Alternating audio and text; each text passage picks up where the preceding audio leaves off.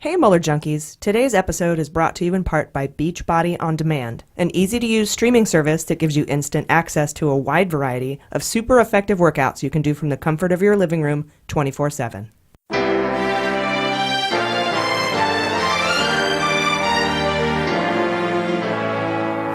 So to be clear, Mr. Trump has no financial relationships with any Russian oligarchs. That's what he said. That's what I said. That's obviously what our position is. I'm not aware of any of those activities. I have been called a surrogate at a time or two in that campaign, and I did not have communications with the Russians. What do I have to get involved with Putin for? I have nothing to do with Putin. I've never spoken to him. I don't know anything about him other than he will respect me. Russia, if you're listening, I hope you're able to find the 30,000 emails that are missing. So, it is political. You're a communist. No, Mr. Green. Communism is just a red herring. Like all members of the oldest profession, I'm a capitalist. Hello and welcome to Mueller, She Wrote. I am your anonymous host, AG. I work for Trump's executive branch, so I have to use a pseudonym to keep from violating the Hatch Act. And no, I am not the author of the New York Times op-ed. With me, as always, is Jaleesa Johnson. Hi. And Jordan Coburn. Hello. So this is episode 45, technically, but I think we might skip it and call it 46. Yeah, it's not 13. Exactly, not a legitimate episode. I kept 13. I'm all for 13. Mm-hmm. But yeah, like you know how some hotels don't have a 13th floor? Oh, yeah. And Mitch Hedberg told a joke. He's like, if you jump out of the window on the 14th floor, you'll die earlier. Mm-hmm. We're now politically superstitious about 45. I'm with you. Yeah, so no 45. But we do have an awesome show for you this week. Jaleesa is going to give us an update on Mifsud. And Jordan is going to cover the leaks from the forthcoming book called Fear by Bob Woodward. I'm going to cover the Kavanaugh confirmation hearings, and I'll tell you how they're tied into the Mueller investigation later. And we also have very special appearances. First, from the author of the new book, Proof of Collusion, Seth Abramson, is going to join us. And we have the writer and director of the new film out on Hulu and iTunes called Active Measures, all about the Trump-Russia collusion. His name is Jack Bryan. And he just appeared on Real Time with Bill Maher on Friday, so I'm really excited to have him. I also, before we got started, wanted to address an email I got about our announcement last week that we'll be removing the $1 and $2 levels from our Patreon starting on October 1st. She was very concerned about those who might not have a lot of discretionary income lying around, and we were very concerned about undervaluing ourselves. So we're going to meet in the middle and make a $3 level so we can meet those needs. And people who, just don't have a ton of money lying around can still become patrons. You can sign up right now still at the $1 and $2 levels all month until October 1st. So if you're not a patron yet, check it out. You'll get access to our bonus episodes, our bonus interviews, our newsletter, my show notes, membership to the MSW Book Club, and all kinds of swag. So go ahead to MuellerSheWrote.com for more information. And we have a lot of news to get to this week, so let's just kick it off with just the facts. All right, so first of all, Kyle Griffin tweeted on Sunday that Chris Christie's administration reportedly funneled $500 million from New Jersey workers' pension cash to American media and David Pecker. So you guys remember when last week when we were talking about, why would Pecker and Howard be willing to tank their paper for Trump? Well, maybe they were okay because they had that huge injection of $500 million in cash from the point man on the Trump transition team, Chris Christie. It's a real problem, though, because if the paper does go under, that $500 million that's supposed to go to workers' pensions is gone. Mainstream media hasn't picked up this story yet, but some New Jersey newspapers have been reporting it back to August 30th, so put some beans on it. We'll watch it. It's so tricky. So it's just waiting there like a safety net for them? It might already be spent. I don't know, but $500 million went from New Jersey pension funds to Pecker. Yeah. It's the opposite of Robin Hood. Yeah. Robbing the poor to feed the rich. Yeah. And to cover up abortions. Totally. We had a quiet Labor Day Monday, which was nice, so we relaxed. But on Tuesday, the New York Times reported that Mueller will accept written answers on collusion from Trump in lieu of an interview. According to two sources familiar with the matter, Mueller will accept written answers about whether his campaign conspired with Russia to interfere in the 2016 election. The letter also said that Mueller's team understands that issues of executive privilege could complicate the pursuit of an interview about obstruction, and they didn't ask for written answers on those matters either.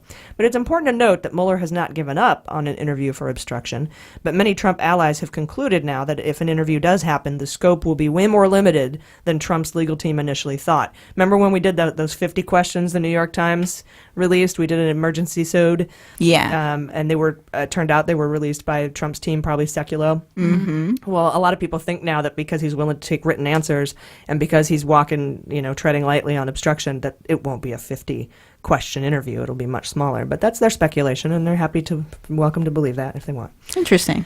Also, Tuesday morning, the Kavanaugh hearings began. Kavanaugh is Trump's nominee for the next Supreme Court justice, and I'm going to talk about that later in the show. But he brought children. Yeah, he brought his children. It reminded me of the scene in Liar Liar where, she brings her children to the divorce case for sympathy, and he goes, "It's working. I feel sorry for them already." Yeah. Then the Washington Post did a piece on Trump because he suggested protesting should be illegal. In an Oval Office interview with the Daily Caller, that's a super conservative group of a-holes, just hours after Kavanaugh was greeted with pretty loud protests in the Senate hearing, Trump said, quote, "I don't know why they don't take care of a situation like that. I think it's embarrassing for the country to allow protesters."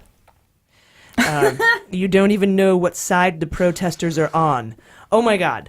Okay, so there's like 90 things wrong with this statement. First of all, protesting is one of our constitutional rights. It's one of our guarantees to peacefully protest. So F you on that. Second, to say it's embarrassing for the country to allow protesters, that coming from the most embarrassing thing that's happened to our country since the 70s.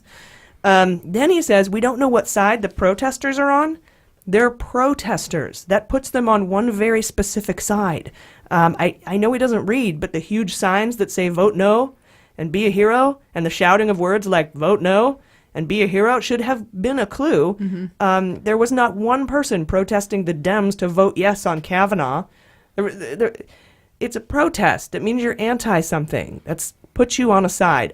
Both sides. I don't know. Maybe he's just confused about sides. Putin hates protests, so Trump's just being a good little Putin boy. Yeah. Remember, he blamed Hillary for all the protests against him in 2011. Mm-hmm. We learned that from the Russian roulette book, and that's why Putin hates Hillary Clinton. Yeah. Sadly enough, though, I do think that protests are getting a little bit neutralized, at least in terms of how the public sees them, because they just see it and it's like, here we go. Either people are going to actually look and try to listen to what they're saying, or they're going to see it and just be like, oh, this gets us nowhere, Obviously, I don't think they'd think that protesting should be illegal, but I do think that it gets muddied at least. And it's like people are just sick of the conflict, I guess, but that's lazy. You need to actually listen. Yeah, we can't afford to be sick of it. We've been sick of it forever. Like, I think that's the whole point of Obama's speech the other day, right? He was just like, I get it. Politics is frustrating and we're jaded, but this is the time where it's now or never. You know, this is different. And people need to get over their what do you call it? Apathy? Fatigue. Yeah. Exactly, fatigue. Yeah, I don't know if this is a legitimate concern, but when I was listening to NPR coverage of it,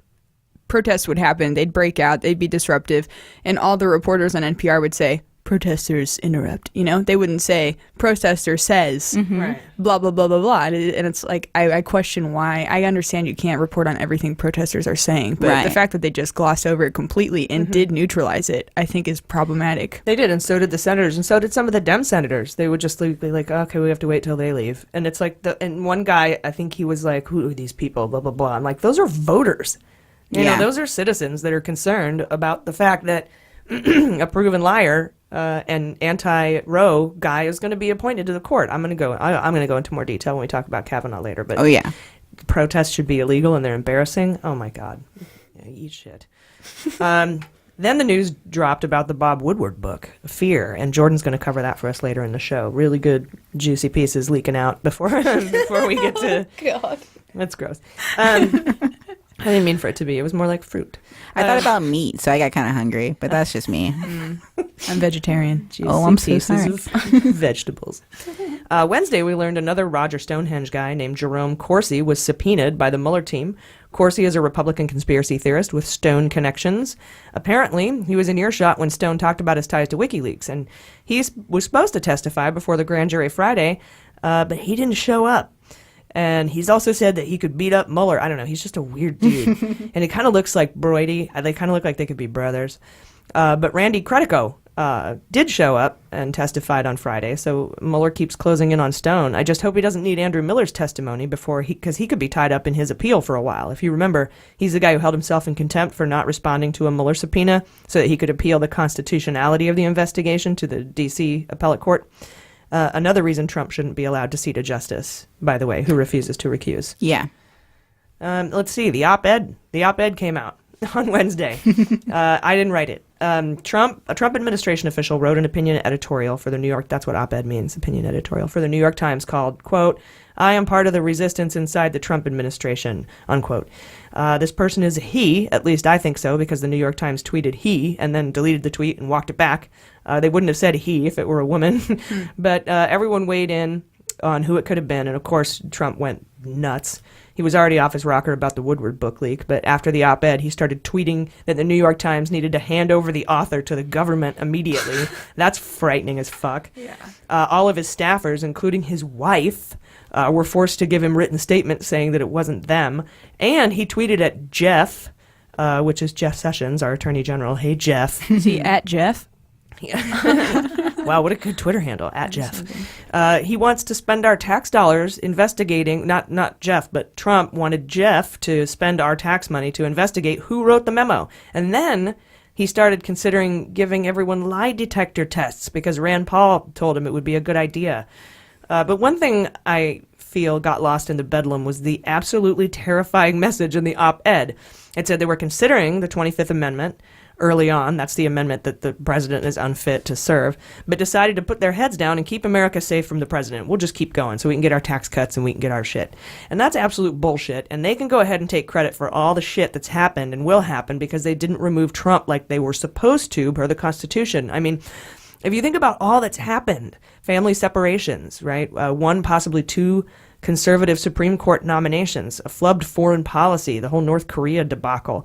There's too many things to even think about, but I don't like this op-ed person or anyone else who has been aiding and abetting Trump in the White House. I feel like that's why we saw statements against Woodward's book from Kelly and Mattis, so that they could stay and keep the daycare open. They didn't want to, get fired because they're the only ones that are, saving America from this insane president. That we have ways to remove him. You don't have to, lie and stay there and try to thwart his efforts. I wonder if they use the phrase, "Have we Trump-proofed the White House today?" Because that's what I would do. But Maddow brought up a very good point. If you were high up in the Trump White House and you thought he was unfit and insane or whatever, who would you tell? The old lions in the Senate are dead. Ted Kennedy, John McCain. The House is ridiculous because Nunes and Jim Jordan are still there. There's nobody to tell. So you tell the New York Times. That's kind of what he was saying. Yeah, I also think that is a testament to maybe how fearful they are that the things that are already in place in our Constitution to remedy this situation wouldn't work because he's that crazy. Yeah, maybe. I don't know. It could be a test to see what people think of the 25th Amendment. Also, could the author just be trying to put himself on the right side of history? Like he knows Trump is going to go down and that he's a completely insane criminal. So the guy wrote this to be like, see, I didn't support him later on so he could maybe keep his, a political future. Kind of like people who believe in God just in case, those people. Yeah. But lots of folks thought it was Pence because the person used the word Lodestar. Before you die, there is something you should know about us, Lone Star. What? I am your father's brother's nephew's cousin's former roommate. So here to chat with us today about how this op-ed was most definitely not written by Pence is a professor and CNN contributor, the author of the new book, Proof of Collusion. It's Seth Abramson. Seth, welcome to Mueller, She Wrote. Thank you for having me. So tell us a little bit about this op-ed. I know that you tweeted out that it's not Pence, and I was just wondering what your thoughts were on that. Sure. Well, I've been studying the Trump-Russia case for a very long time. As people probably know, it's been about 18 months or so. And in that time, I've read hundreds and hundreds of articles on the investigation. And the surprising thing, and people ask me about this a lot, is, where is Pence in all this? And what I tell them is that the surprising thing is that Pence rarely shows up where significant Trump-Russia events are occurring. And that's true even during the transition. There are places you would expect him to be as the head of the transition that he is not present at.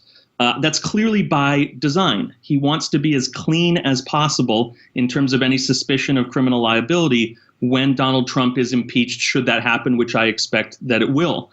And so right now, he's the luckiest politician in America. His political career is over. Now he's in a position to potentially be president if Trump is impeached. And I think that there is no way that he would risk any of that by writing a letter like this and running afoul of Donald Trump. He has absolutely nothing to gain by it. Yeah, that's a good point. And, by the great grace of God Almighty, he is to ascend to the throne of the United States. And so, he's definitely kept out of it surprisingly well. And so when people ask, like, what's going on with Pence? What's going on with Pence? I mean, I think that he knew about Flynn and that Flynn didn't get fired for lying to Pence or misleading Pence, but that's kind of the narrative that they put together. I think that that's true, but what's interesting is that on December 27th and December 28th, when Mike Flynn is having of 2016, when Mike Flynn is having these conversations with Sergei Kislyak, he's in touch with a team of people who are at Mar-a-Lago, and his contact person is Katie McFarland, his deputy, and Katie McFarland is getting advice from senior transition officials, according to the indictments that we have seen, saying to Katie McFarland, here's what you need to tell Mike Flynn about negotiating sanctions and the UN resolution on Israeli settlements with Sergei Kislyak. And during that period of time, Mike Pence is in Indiana. And also I will note Jared Kushner is far away at that point also. So I think that at the time that everything's going down in December 2016, he's not present. I do agree with you that thereafter he was informed about what happened, and therefore his statements on, I think it was CBS's Face the Nation in January, were probably not accurate, and he knew at the time they weren't accurate. But that's still him doing the minimal amount to stay in Trump's good graces. Yeah, sort of by design, kept insulated from all of this. I think that's true. One of the things that I do want to say, though, and this is not something all of your listeners will necessarily agree with, but I'm a little bit, I don't want to say ambivalent, but I have a lot of concerns about the anonymous op-ed that was published in the New York Times. There's a part of me that wants to say that if you work in the administration and you think the president is a danger to the country, the Constitution mandates that if you are serving the country, if you're fulfilling your civic duty, that you push for the 25th Amendment to be instituted and for that letter to be signed by the cabinet temporarily or perhaps even permanently removing the president from power. If you're not going to do that, I tend to think that you should quit your job and then write an op-ed and talk to the media, tell everyone you can everything that you know. But this half measure where you still get the judges you want and you still get to work for a Trump administration and don't have to reveal your identity and just claim that you're doing things to protect the country, I'm not sure that that's courage. That feels a little bit to me like cowardice.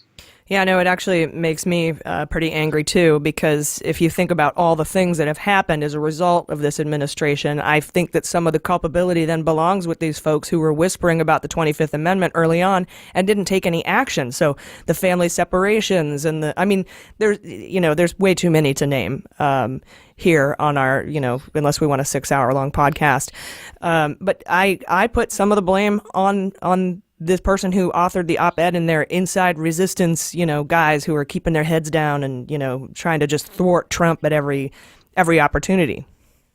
Well, and there were a lot of us, I'm probably including you all, who are Trump critics who very early on in the administration raised the question of the 25th Amendment. I mean, of course, now it's being raised by Elizabeth Warren, so you have a senator saying this is something that should be investigated. But I think early on there were enough warning signs that the president was unstable that you had a lot of Trump critics raising the issue, and it was very easy to dismiss those critics as cranks or simply hyperpartisan or even conspiracy theorists in some way, or even in some sense disloyal to the Constitution, because no one in power was saying the same thing, because no one in the administration was saying the same thing. And now we find out that they were secretly having exactly the same conversations that some of the Trump critics were having in public, and I think that's frustrating too. Yeah, the same thing happened with the whole Russia investigation itself, where early on, I know that the DNC and people in the Hillary campaign were like, you guys, listen, Russia is, working with Trump to elect Trump, but they couldn't come out and say it, and even the New York Times wouldn't put it in that headline they released in October of 2016 because it could have sounded insane. It could have sounded tinfoil hat-like, and nobody was willing to kind of step out on that ledge. Well, and that's one of the most infuriating moments of the entire Trump-Russia investigation is that late October 2016 New York Times article, which told the American people 10 days before an election that the FBI had no credible evidence linking Trump to Russia or suggesting that there was anything untoward happening. And I certainly don't blame Christopher Steele for seeing that story in the New York Times as he did and withdrawing from his partnership with the FBI at that point, because as a former MI6 agent, he said to himself, something's not right here, that the intelligence community would lie to the American people like this. And so when Glenn Simpson, the Fusion GPS founder, testified that that was the point at which Christopher Steele said, I need to withdraw from this partnership until I figure out what's going on at the FBI, I can really sympathize with that, because that's one of the big scandals of this whole story that hasn't been explored enough, is why the FBI misled the American people deliberately. They didn't say no comment. They misled the American people 10 days before an election about the information they had. Right, and yeah, I think that October New York Times article, like you said, it's one of the pivotal points in this whole investigation. They came out and apologized in some other, I can't remember the story that had come out in the last, it was probably like 4 or 5 months ago, and they said, yeah, we did that, our bad, but too late. Well, and it's kind of like during the run-up to the Iraq War. You had Judith Miller writing articles telling people that Saddam had weapons of mass destruction, and then later on you get a sort of slight, maybe not entirely fully motivated or sincere mea culpa. But by that point, the damage has been done. And I think that after what happened in the aughts, you would have thought that the New York Times would be even more careful. And frankly, given what Comey and McCabe knew in October about what was happening in the New York field office, you would have thought that they would be very careful about what statements were made to the media, because they should have been concerned that the Trumplandia adherents up in New York were going to be leaking false information to the press. And so I don't know why Main Justice and, frankly, the D.C. headquarters of the FBI weren't more on top of what was going on in terms of leaks to the press throughout October 2016. Yeah, well, apparently that's now being investigated. I haven't heard any updates on it, but the New York field office is also a big part of this. And I personally think that it was pretty much blackmail. And Comey had to come out with that letter to Congress saying that they were going to reopen the investigation, because if he didn't do it, the New York field office was going to do it, and it would have been 10 times worse. Well, and I think that's right. And I think that people always ask, well, why hasn't Comey come out and forcefully said, I was being blackmailed by my own agents? And I think even as you hear me say that, the question answers itself. Jim Comey has always put protecting the FBI first. If he comes out and he spills the beans on what's happening internally at the FBI in October 2016, he's essentially saying that the FBI had a significant effect, not just him, but the whole organization, on the 2016 election. So I think what's unfortunate is his attempts to protect the reputation of the FBI have kept us from getting the full story of what the New York field office was doing in terms of being pro-Trump, and frankly, in terms of a small group of individuals who were acting in a conspiratorial way to support Trump in October 2016. Hopefully we'll get that story when the Inspector General issues his report on it. He has said that he left that out of the first report that he issued because he has more to say on it. I just don't know when that follow-up report is coming. Yeah, no, me neither. And yeah, we've been waiting for it too. And you're right. Comey is very big on the whole reservoir of trust within the FBI, and we've spent decades building it. And if he turns around and says something negative or somehow gives a black eye to the FBI, then that whole reservoir is just gone. He's very dramatic about it. So also, I wanted to switch gears here a little bit. I've been hounded on Twitter since you announced that you were going to be on Mueller, She Wrote. I have been asked by multiple people about a tweet that you penned last March saying that Nastya Rybka, that's the sex coach, who did the video on Deripaska's boat when he was downloading his Manafort brief to the Prime Minister of Russia, and you tweeted that she happened to be in Athens or near Athens when Papadopoulos was there at the same time. So could you tell us a little bit about that, and if you have any updates on Rybka? Sure. So what Putin critics like Alexei Navalny and others outside of Russia have done is attempted to, if they can, track the movements of Russian oligarch Oleg Deripaska, who is a very close Putin ally, one of the 2 or 3 oligarchs he trusts the most, to track his movements by seeing where the woman he was having an affair with was at various points. Nastya Rybka, obviously not her real name, is very active on social media, or was very active on social media, of course, before her arrest in Thailand. And she posted a lot of pictures of herself, but also some pictures of herself with Oleg Deripaska. And so people have tried to track her movements, not because we want to know where she was at any point in time. That's not particularly important, but where Oleg Deripaska was. As far as George Papadopoulos and how that intersects with, or his story intersects with Nastya Rybka, I think that there's a feeling among a lot of people that with the sentencing memo from Papadopoulos, with the indictment from Papadopoulos that came in October of 2017, we have still not gotten the full story of what Papadopoulos was up to, particularly what he was up to in May of 2016, when he made 2 trips to Greece in early May, one in late May, the second trip when Vladimir Putin was also in Athens. And during those trips, he met with Kremlin allies within the Greek government. We haven't really gotten the full story on that, though Papadopoulos did just reveal that he told the Greek foreign minister during one of his 2 May 2016 trips about what Joseph Mifsud had told him regarding the Clinton emails, meaning Papadopoulos told the Greek government that the Russians had stolen Clinton emails, and he told them that in May 2016. So there's a lot more to that story, clearly, that we don't know. So it appears that Nastya Rybka may have been around Athens, not necessarily in the city, but on an island very near Athens around the same time that Papadopoulos was in Greece in May 2016. And that simply, we don't have an answer for exactly what that means. It just tells us that there's something we are not being told about Papadopoulos' role on the campaign and what he did when he was sent by the campaign to Greece twice in May 2016. And I think that that sort of spills over into this question of whether Papadopoulos told anyone on the campaign about the Clinton emails. Once again, people are sensing that we are not getting the full story. Is it because Papadopoulos is still lying? Is it because Mueller has told him he can't publicly release certain information? We don't know, and I don't want to speculate. But that Nastya Rybka sighting in Greece in May 2016 says there's more to this story than what we know right now. Oh, I see, because potentially if Rybka was there, Deripaska could be in tow. That's correct. And we already know, in fact, we actually have a pretty long list of the people who Papadopoulos met with and who he traveled with in early May and late May 2016. That was widely reported on by the Greek press. So we got a pretty good sense of who he was meeting with. And in one case, or actually in 2 cases, because in both early May and late May, he met with Panos Kamenos, who is the Greek defense minister, not the foreign minister, but the defense minister. And Panos Kamenos runs a think tank that is in a memorandum of understanding with the Russian Institute for Strategic Studies, which is the outfit that authored the Russian election interference campaign and gave it to Putin, and then the Kremlin executed it. So Panos Kamenos is very closely tied to the Kremlin. Papadopoulos was meeting with him. If he was also having some sort of a meeting with Oleg Deripaska, and I'm not saying that we know that, but that certainly is a possibility if Nastya Rybka is on a yacht in the Aegean Sea around that time. Let's be clear, she doesn't own a boat.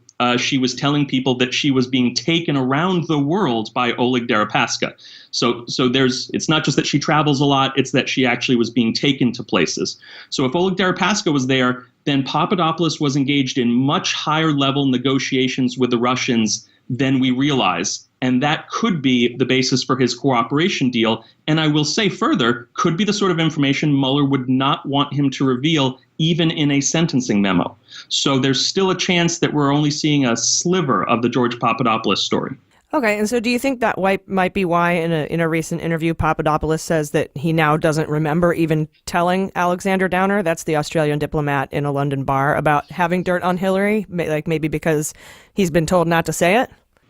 Well, let's put it this way. That's the most important fact, the most valuable piece of evidence that he could possibly hold based on what we know right now. So either he is guarding that piece of evidence because for some benighted reason he is still attempting to protect people within the Trump administration, specifically people on the National Security Advisory Committee that Trump gathered together in March 2016 and that Papadopoulos was on, or he is guarding that incredibly valuable piece of intelligence because he has been instructed to do so by the special counsel. Again, I don't claim to know which it is, but I will say this. Papadopoulos had a demonstrated history of immediately reporting to his superiors any information he received from the Russians. Joseph Mifsud, Ivan Timofeev, the Olga Bologradova, who was pretending to be Putin's niece, he immediately passed on information to the campaign. And this was the most valuable piece of intelligence he got. So the idea that he wouldn't pass this on or doesn't remember that he passed it on, let alone that he told the Greek foreign minister this, but wouldn't have told the campaign, is absolute nonsense. I say that as a former criminal defense attorney, as a former criminal investigator. You couldn't find a criminal defense attorney or criminal investigator who would believe Papadopoulos on that. No one would. Yeah, I think you're absolutely right.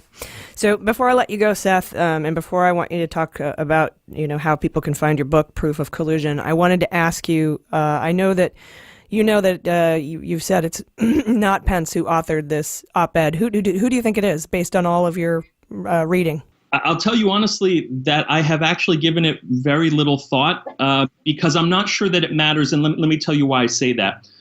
If we are to believe the letter, and of course it's very difficult to judge its credibility when you don't know who wrote it, and you certainly don't know why they wrote it.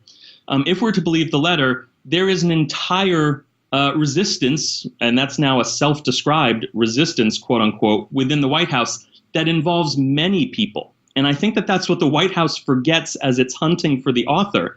The author said that he or she was part of a giant resistance. So it doesn't matter who wrote it, because that person is presumably in cahoots with, could it be 10, 12, dozens of other people throughout the government who are part of this effort. So for that reason, I kind of tuned out on the speculation of who wrote the letter, because to me, the broader point has already been made. There is a right-wing resistance within this White House that is apparently seeking to undermine this president, and they are doing so because they think he's a danger to the world. And yet they will not do anything to advance the 25th Amendment.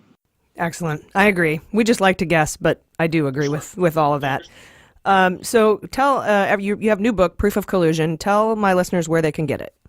So the book comes out November 13th. It can be pre-ordered right now, basically everywhere: Amazon, Barnes & Noble, iTunes. You go to the Simon & Schuster website, because Simon & Schuster is publishing it. You will find it.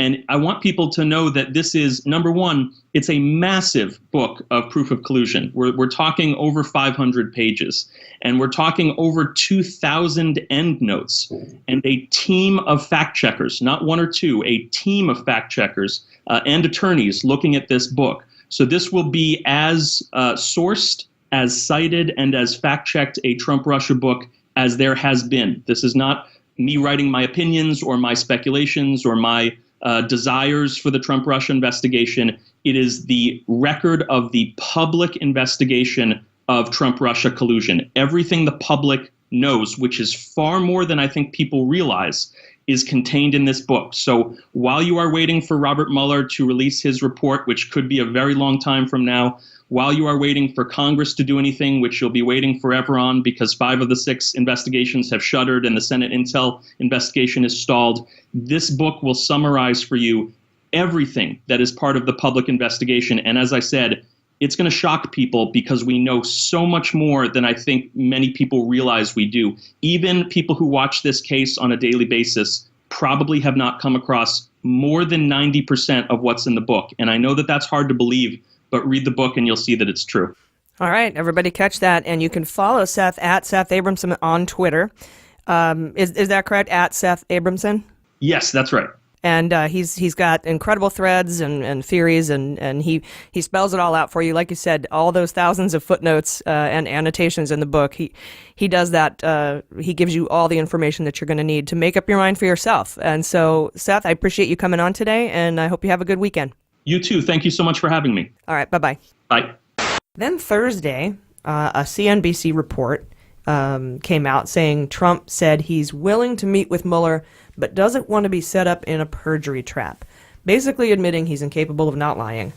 Giuliani then told the Associated Press a little bit later in the week Trump will not answer any questions in writing or in person on obstruction. It's kind of, I dare you to subpoena us. Right. Basically. So we'll see what happens with that. Also Thursday, during a Trump rally in Montana, we met Plaid Shirt Guy. So Plaid Shirt Guy was an audience member standing behind Trump on TV during his speech. And Plaid Shirt Guy kept making, oh my God, this guy is an idiot faces, like right behind Trump. and directly into the camera. Here's a clip from the speech where Trump tries to say the word anonymous. The latest act of resistance is the op-ed published in the failing New York Times by an anonymous, gutless coward. You just look. So about halfway through Trump's speech, plaid shirt guy was quickly ushered out and replaced by a rally staffer that would make more supportive and loving faces to our dear leader. Making white nationalist symbols, though, totally fine. Yeah, yeah. Or O fine. faces behind Trump. Either one. Yeah, Zena Gersh, was that her name in the Kavanaugh hearing? She was totally making those. And I put it out there and people were like, come on, she's trolling you. Stop it, you're falling for dumb stuff. And then she did it on the second day. Oh, yeah. So I'm not crazy. But yes, also she might be trolling me, troll level 9 million. And maybe I fell for it, but that's a huge troll. It is, yeah. That's a huge white power troll. And she's half Mexican. God. Dude, some of the craziest Trump supporters I know are Latino men. Isn't that weird? Yeah, I had an illegal immigrant tell me about Hillary's emails, like how that was why they wouldn't vote for her. Wow. I know. I'm not in a place to publicly go into psychoanalyzing that, being my white self, but... Yeah. It's a very interesting, diverse group of, Could be a machismo thing. Trump definitely has that in spades. Yeah. I don't know. I really don't know, but I thought it was odd because everyone's like, she's half Mexican, her grandma's a quarter Jewish, something. She's not making a white power symbol. And I'm like, she also worked on the family separation immigration policy with Stephen Mueller, who's been seen making that little gesture quite a bit as well. Oh, no, he's just buttoning his coat. Yeah. You know what? I'm sorry, guys. And if you're mad at me that I even spent any time on this, it's important to me. I hate Nazis. Yeah. Right. Also, her name's Zena Bash. Zena? Zena Bash. Zena Bash. What did I say? Gersh? Gersh, I think, yeah. Gersh like went. xenophobe. Yeah, Zena, warrior princess. She loves her first name. I loved her. She was a white power princess. She was a lesbian, right? Oh, I thought Zena was a lesbian. She was, yeah. Oh, great. Yeah. Yeah. She wasn't white power, but this girl is. Got it. At least I don't think warrior princess was white princess. Probably not. I question the undertones of everything in our culture now. So anyway, hats off to plaid shirt guy, whoever you are. If you're listening, I hope you find the time to call into this podcast. We'd love to talk to you. Then Friday, Obama gave his first speech in a while, like during this whole presidency, and he used the opportunity to completely unload on Trump. A lot of us were just so happy to see him again and get a chance to hear someone that can form sentences and cohesive thoughts. Yeah, that was refreshing for sure. It was definitely incredible. My favorite part when he was like, "How hard is that? How hard is it to say that you hate Nazis, or you don't support Nazis?" I was like, right, exactly. Both sides, that whole thing. Oh my God. Yeah, it's very hard when you are one. Exactly. That's true. A story dropped Friday after Trump tweeted at Sessions to investigate the op-ed that Sessions is preparing to be fired. Last week we talked about Trump wanting to fire Sessions after the midterms, which of course would impact the Mueller investigation if he were able to get another one confirmed instead of just elevating Rosenstein. Just one of a million reasons we have to retake the House in November. I wish it was sooner. I really do, because this Kavanaugh hearing is killing me. Oh, yeah. Then we found out a Russian hacker that targeted financial institutions like Fidelity Investments, Dow Jones, JP Morgan, and Chase. He had higher aspirations than the guy who hacked LinkedIn. He was hacking that in 2012 to 2015. He was arrested in Georgia, the country, not our state, and he was extradited to the United States. His name is Tyurin, and he faces up to 97 years in prison for, get this, conspiracy to commit computer hacking, wire fraud, computer hacking conspiracy to commit securities fraud, conspiracy to violate the Unlawful Internet Gambling Enforcement Act, conspiracy to commit wire fraud and bank fraud, and aggravated identity theft. This story is not as of yet connected to the election interference or the Mueller investigation, but I wanted to bring it up because the list of charges will be similar to what a lot of Trump associates will face for their conspiracy. So when people ask you what is collusion, that is collusion. If we learn that the arrest was directly associated with proffer from someone in the Mueller investigation, like maybe Papadopoulos, he will count as a rando in the Fantasy Indictment League, but for now it's not connected. It's not connected, and we'll be seeing if there are any connections to Mueller. If they're reported, we'll let you know. Also Friday, the Daily Beast reported that 2 DOJ officials have been passively resisting Trump since he took office. Additionally, a staffer from the White House was quoted in Axios saying there are dozens of resistors in the White House. So it seems like that op-ed might have opened Pandora's box. People are coming forward now. It wasn't me. Then we learned that the National Park Service intentionally edited photos of Trump's inauguration to make the crowd look bigger. Oh my God. Somebody at the Parks Department came out and admitted we doctored those photos. That's crazy. It's been almost a year. Are we too like accustomed to this to not care about that? Because that would have been huge a year ago. That's some North Korea shit. Yeah. Did you say 2 years ago? January 20th. Oh my God, has it been 2 years? 2016. It has. Yeah, 2016. Oh my God. Yeah, almost 2 years. God, fucking longest 2 years in my life. I know. It seems like a million. I think this has all been a simulation. Yeah. Yeah, I'm betting just on kidding. that now. I'm totally just So kidding. does Elon Musk, whose stock just dropped like 6% because he smoked weed on Joe Rogan's podcast. Yeah, he talks about time travel and solving the world's issues. Takes one hit of a blunt, burn him. Wouldn't it be funny if Elon Musk got high and just started talking reasonable? Yeah. Oh, that'd be great. Like he's all, time travel, we're in a computer simulation, the odds are 99%, and then he takes a hit of weed and he's like, I like cheese. Aw. Yeah. He gets less, like the more he smokes weed. It's like a the South less Park episode. stonery Yeah. questions he asks. You know? That'd be funny, yeah. Because he's pretty wackadoo. Oh, yeah. Already. So Yeah, I yeah. think maybe weed would have the opposite effect on him, but I don't know. I didn't listen to the pod. I'll have to check it out. You should. It's interesting. The Daily Beast also reported that in a court document that was unsealed, Shira Bashard alleged that Broidy demanded she get an abortion. This is the lady who was paid $1.6 million to get an abortion. She also said he refused to wear a condom and did not tell her he had genital herpes. Oh my.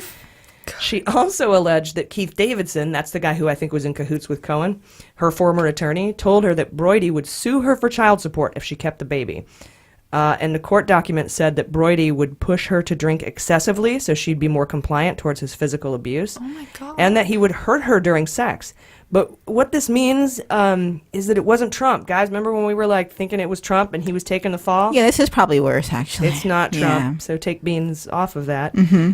But damn, Broidy is an asshole. Yeah, he's the worst. I almost put like a trigger warning before that. It's fucking horrible. Isn't it? Yeah, I mean, it Could he gives not me be the- my boyfriend anymore? Yeah, you're allowed. Thank you. Yeah, if it gets that your bad, boyfriend we're out. commits sexual assault. I'm officially leaving him, guys. Good job. Thank you. We're here to support It you. was Stockholm the whole It's time. not funny really. anymore. It's not funny at all anymore, actually. I'm triggered. That's absolutely horrible that he would do that. And then we've got Manafort making his wife do orgies and like, who the fuck are these people? Oh, yeah. The worst. I mean, do we I mean, the expect best. anything different, really? Yeah. Oh, it's so gross. Then Papadopoulos finally got sentenced, and they only gave him 14 days. I'm sure we all remember he was charged with lying to the FBI about his contact with Russians during the election, and he is the first Trump advisor to be sentenced, but he's not the first guy to go to jail in the Mueller probe. That distinct honor goes to Vanderswan, son of Herman Kahn, Alpha Bank executive. He already served his sentence, and then they deported his ass. Immediately. Yeah. They were like, no tall, better-looking white lawyers than me allowed in this country. He was cute. Yeah, he was. Oh, yeah. Will there be like an award show for the Mueller probe, like cutest criminal or like first to get arrested? Yeah, grossest rapist. Yeah. We should have some Most what we call dramatic them, court Muellers, the Mueller Awards. The Mueller, God, Mueller. that's so we had funny. The probies. The probies. Oh my God, AG, that's brilliant. The probies. I just like the word probies. And then can the award be like a pap smear thing? Oh yeah, we could have all sorts of probies. I'm all for it. Let's get some sponsors on board with this. Speculum award. It's cold. Yeah. Put it in the oven. Put it in the speculum oven. Shit's cold, man. God. Although I've started to get hot flashes, so Oh. yay for that. It's gonna make that extra fun. Anyway, Papadop going to jail 14 days. Poor thing. Then what I think is the big story this week. It dropped Friday, and this is going to sound weird, but stick with me. It's that Putin and Russia rejected Turkey's call for peace in Syria. This is huge. Putin appeared at a trilateral meeting with Iran and Turkey and said Russia would continue its fight against terrorists in Idlib province. That's the last stronghold of the Syrian opposition against Assad. Assad is the terrible leader of Syria that we oppose currently. Syrian military forces backed by Russia and Iran are getting ready to launch a major offensive there soon. Turkey and their President Erdogan had long backed some rebel groups there and has told Russia and Iran that it didn't want Idlib turning into a bloodbath. However, Russia and Iran are allies of Syria's President Assad, and Russian airstrikes backed by Iranian fighters have happened to fight rebels in Syria on Assad's behalf. Iran's President Rouhani said fighting terrorism in Idlib is an unavoidable part of the mission of restoring peace. So basically, we have to have war if we want to have peace, which sounds like fucking to be a virgin. It's weird. The UN is concerned that a war will create a huge humanitarian and refugee disaster. Not to mention, the U.S. envoy for Syria has said that there's evidence that chemical weapons are being prepared. And Idlib has 2.9 million civilian residents, 1 million of which are children. And I bring this up not just because of the humanitarian implications that we have troops there that Russia would be attacking, but I bring this up because I'm also wondering where the United States was during this summit. Our president was tweeting at our AG trying to get him to investigate his political enemies, and it's embarrassing. And how often, how are they going to respond to this extremely important issue, Trump? Because we've said in the past that we are against Assad. There are some problems with that, though, because some of the rebels that are holding Idlib are al-Qaeda. But considering that Trump is fully compromised by Putin, and that we should be against Assad, it could be very tricky. And my point here is that Trump will be unable to respond cleanly because Putin has dirt on him. He's compromised, and that could cost lives, including our own U.S. troops. That is, if he even knew this meeting happened or where Syria is on a map or how to say it. It's terrifying, and this is the kind of story that matters. We'll be right back. Hey Mueller Junkies, today's episode is brought to you by Beachbody On Demand, and I have to tell you about this thing. It's an on-demand streaming service that gives you instant access to a whole lot of super effective workouts you can do from the comfort of your own living room, 24/7, or your office, which is where I do them.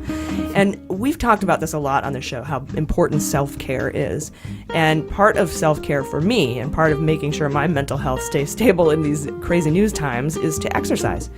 And I wanted to talk to you a little bit about Beachbody On Demand. So you've heard of a lot of these exercises, the P90X stuff, the Insanity and the T25 Focus and things like that. They're all part of that PiYo, which is a Pilates yoga thing. My personal favorite is T25 because it's 25 minutes, 5 days a week. You can do it at home or in the office, and it takes, like, I can do it in a super short amount of time.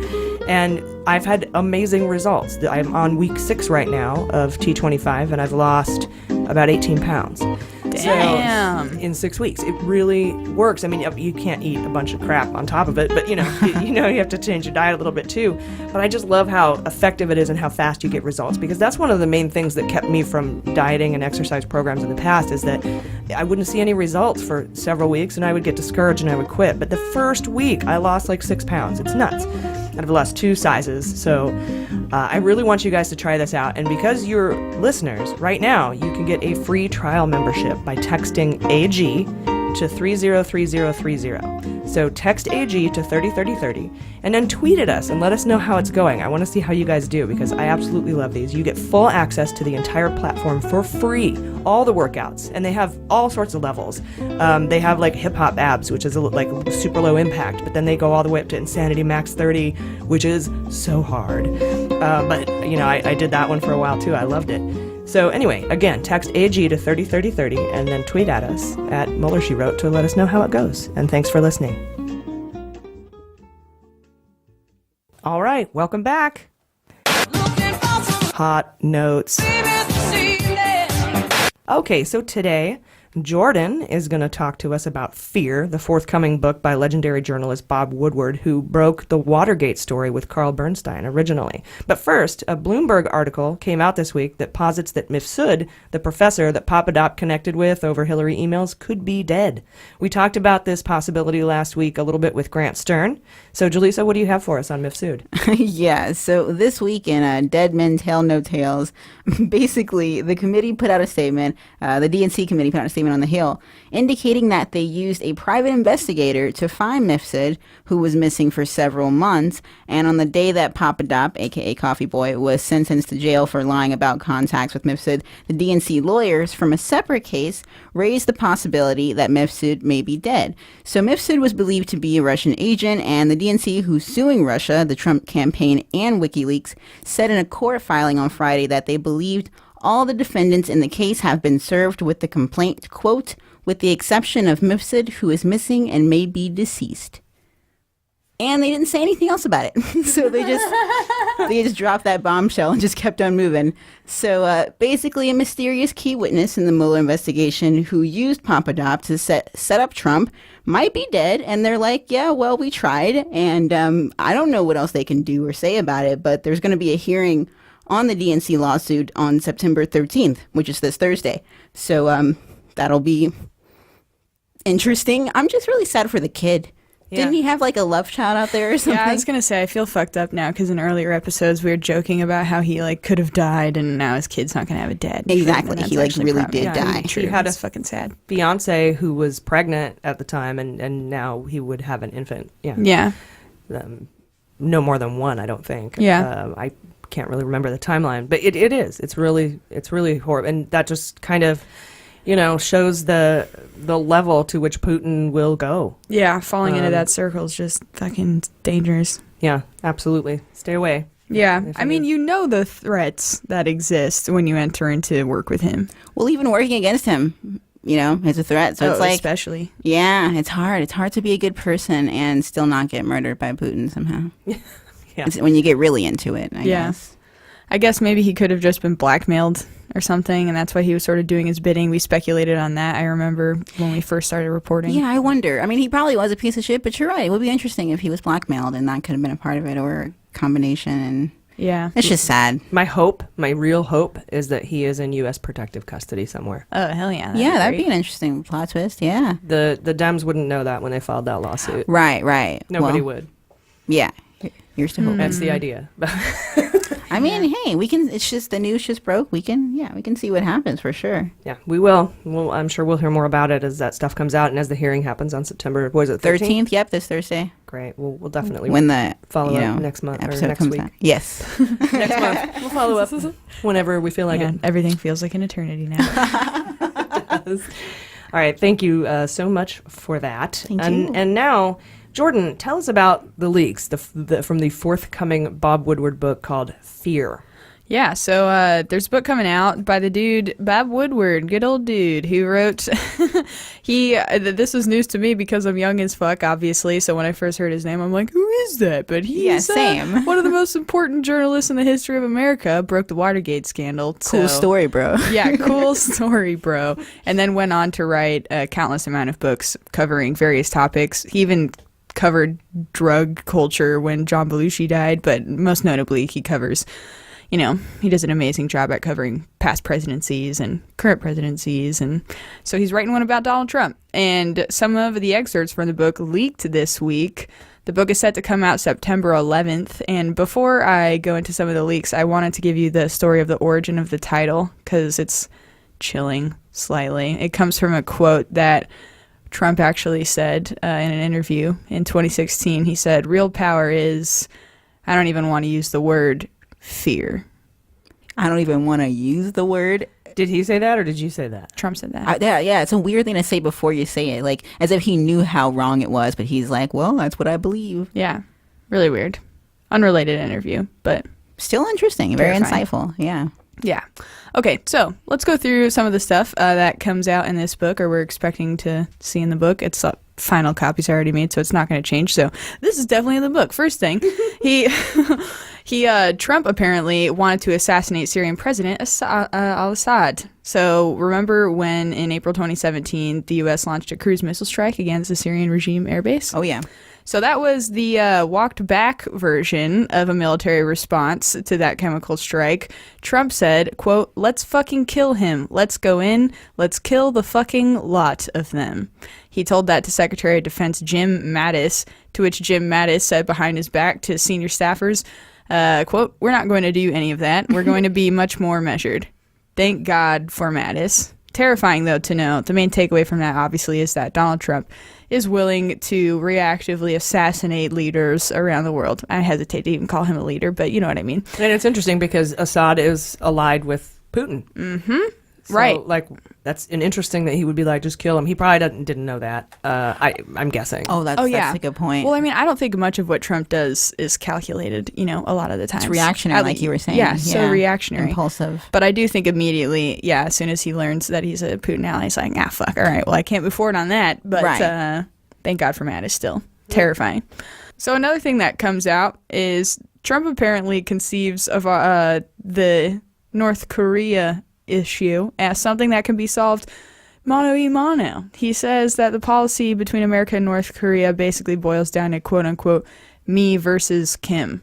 So in a fall interview in 2017, Trump told Rob Porter about how he wanted to handle the ongoing nuclear tensions with North Korea, saying that essentially if the two can be boys, then people will be saved, which is an incredibly inflated and egotistical approach to take to North Korea, who has for decades and decades been a human rights abuser, and I don't need to go down the list, but to think that them having a good personal relationship is going to actually do the deed to solve that complex issue is ignorant and short-sighted and scary, because obviously that's not what's going to work.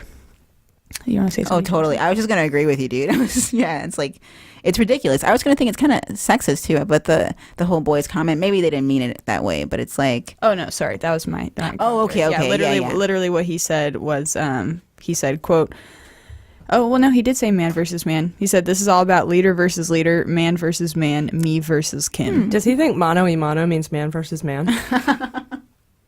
That would explain a lot. I think it means that. No. Does it not mean that? Hand to hand. Oh, sorry, everyone. Which I guess parallel analogies. Yeah. Manos, the hands of fate. Oh, that would make sense. Just based on all the westerns I've seen, and everything. High fives are mano y manos. Yeah. Oh, good point. No, that makes, I took French in high school. I regret it every day. I took German. And in fact, I thought mano y mano meant man to man until I left Cleveland. So that shows you where I'm at. Shout out to our Cleveland listeners. Shout out. I was really just saying it because I learned it recently. Of course. I just wanted to let you know what I knew about it. There. Yeah. So basically, obviously, their North Korean summit was wildly unsuccessful. Most recently, Trump canceled Secretary of State Mike Pompeo's trip to North Korea over disagreements and how, they're refusing to essentially comply with denuclearizing themselves and whatever. He's an idiot, and that's coming out in the book, I guess. The extent of his idiocy on North Korea. Another thing that leaked, Trump tried to withdraw the U.S. from a trade deal with South Korea. So this is really sad to me. Essentially what happened, so the U.S. has the U.S.-Korea Free Trade Agreement. And under this agreement, $145 billion in goods and services a year are traded between the two countries, and it's mostly tariff-free.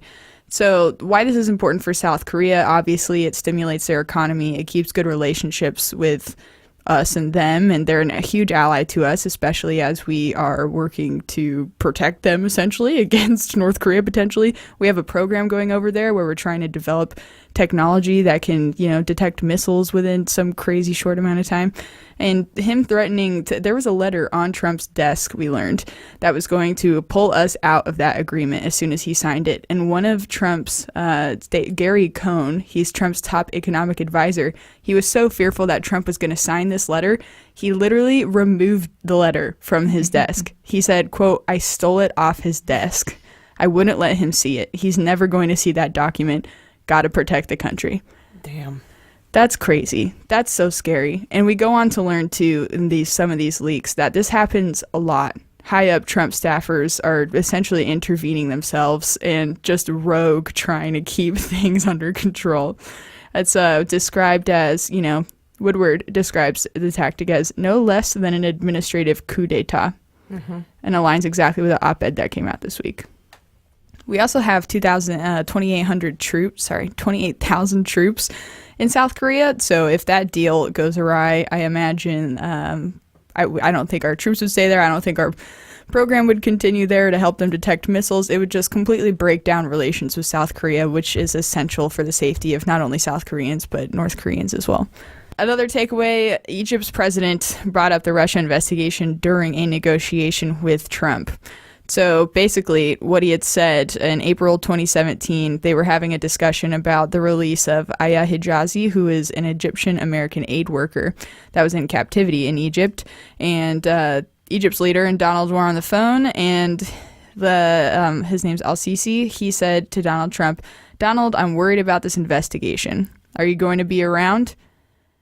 Donald Trump then told his personal lawyer that his chat with Sisi was like a kick in the nuts.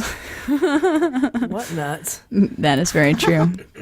Yeah, he's got some kind of nuts, but there's some sort of GMO nuts, some alien nuts, Yeah, evil alien nuts. Nudicles. Nudicles. Yeah. Those are fake balls that you can buy to put in your dog's nutsack to make them look manly. Oh my God, I didn't know that was a real thing. Wow. Or some guys who have testicular cancer will get a nudicle implanted so that they can have their ball back. That's Wow. beautiful. Or you hang them on the back of your pickup truck. Yep, nudicles. Yeah. So this is just this is like a little, I don't know if there's probably a jab coming from him to Donald Trump, but what's scary about this is the idea that there are leaders around the globe or dictators that we need to talk with and we need to have diplomacy with, but there's a potential that they're going to not take anything seriously that they're going to do with our country right now because they don't even know if Trump's going to be there. Mm-hmm. And it's likely that he's not going to be there. So that would be fair for them to not invest a certain level of seriousness in their negotiations with him on a variety of matters, and that's terrifying. Like, why start a huge, long diplomatic negotiation if in 6 months Trump won't be there? Exactly. It's pointless.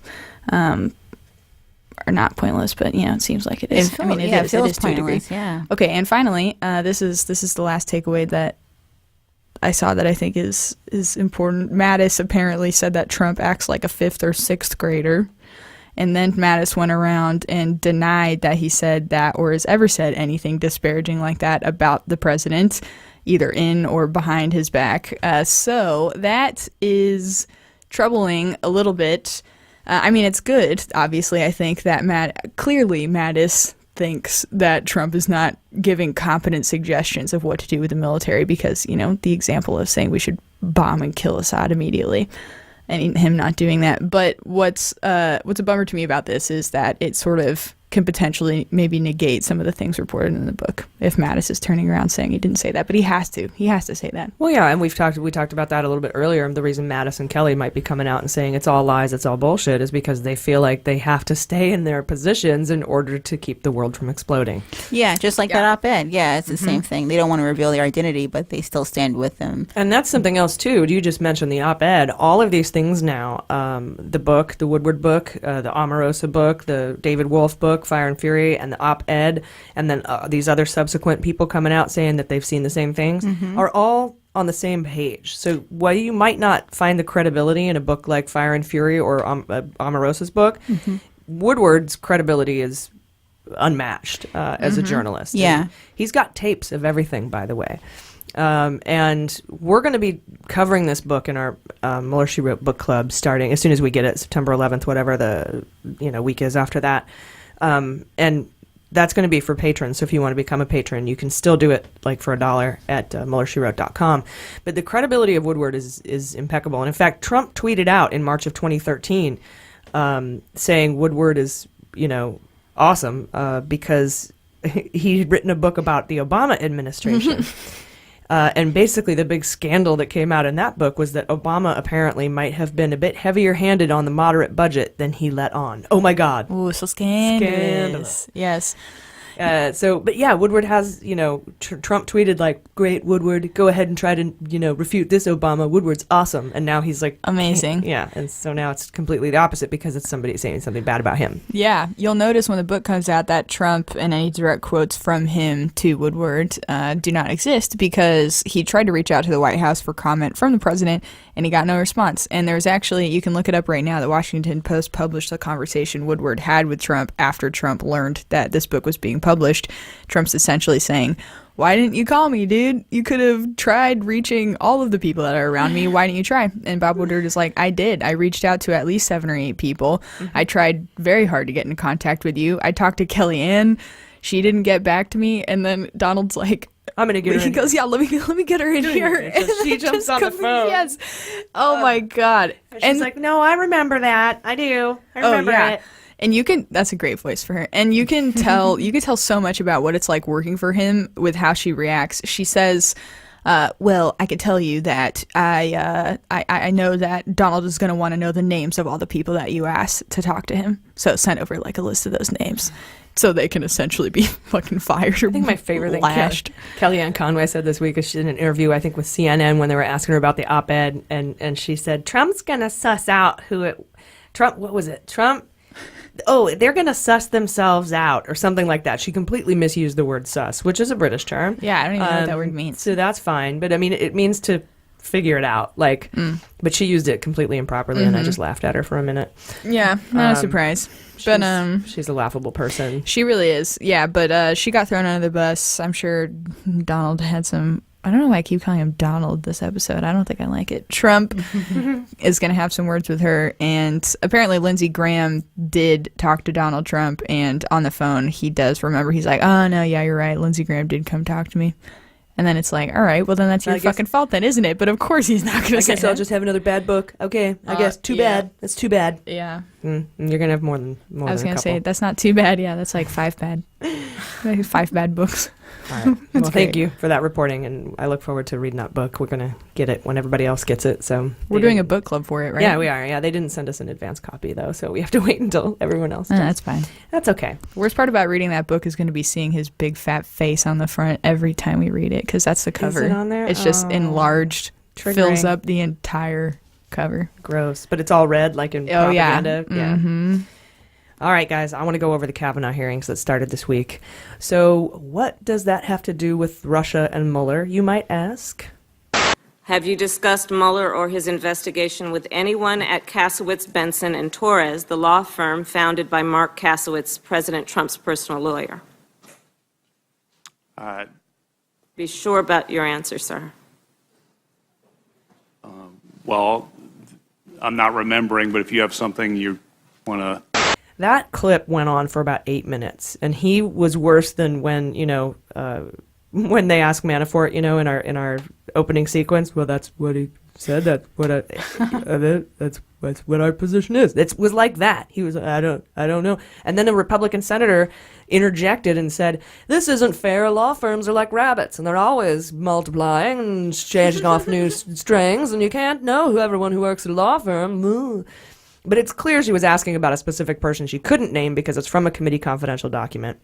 But that's a really interesting piece, and it ties directly into the Mueller investigation, because if Kavanaugh and Mueller, or if Kavanaugh and Trump's lawyers were talking, that's a problem, particularly if they were talking about Mueller. And apparently she's got documents that say that. What were you going to say? Oh, no. No. It just sucks. Yeah. Then one thing that I noticed a lot were the protests that first started from the very get-go, from the moment that the hearings began. Protesters shouting, "Vote no, be a hero," and they were dragged out one by one. Over 70 were arrested the first day. I don't have a total for the week, but wow, it's a lot of protesters. It seems like more than usual. That happens a lot. It happened with Gorsuch. It never happens when Democrats appoint judges, but... it happened a lot for that. So because liberals are just crazy. No, we just want rights for you. It's weird. There's nothing to protest. And that, those are the protests when Trump, like a couple hours later, this should be illegal. It's embarrassing. You know what? You're embarrassing.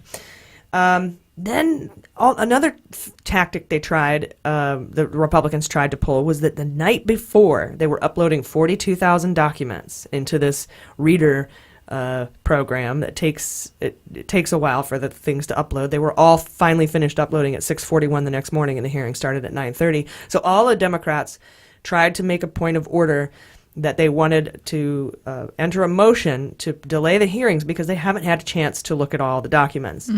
And they just kept saying, no, you can't, as a point of order, we're not in executive session, this is a hearing. But then they used that as an excuse to do something different that, like, later on, they were like, no, we're not in a hearing, we're in executive session, so you can't bring that. Like, what the fuck are we in, and what can we do? And because what the hell, bro? And it was just really difficult to watch that first that first day. They didn't even get to his opening statements until the end of the day. Yeah, yeah. Because everyone was objecting. Right. And when they started, too, the chairman would only talk over women explicitly. Yeah. As soon as any males that were resisting started speaking, he would let them have the floor. He's an angry little fucker, too. Dude. Well, you just listen to me. I'm Chuck Grassley.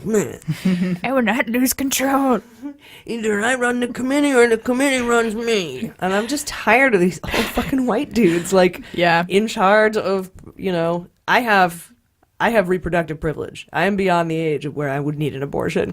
But God damn it, that pisses me off so badly. Like, you have to, how can you not have all the documents and give people adequate time to review them? My team reviewed them all. No, you didn't. I was hoping that one of the Democratic senators would start asking questions from the 42 documents to be like, really? Did you review them all? Well, what's this? And what's this? And like, oh, yeah. You can't expect me to remember 42,000 documents. He's just so mad. Like, I hope his life sucks. Yeah, I mean, I feel about him maybe he annoys me half as much as Trey Gowdy. Half as much, yeah. He's Gowdy the worst person to watch on C-SPAN. Jim Jordan, but and he's Gowdy. pretty bad.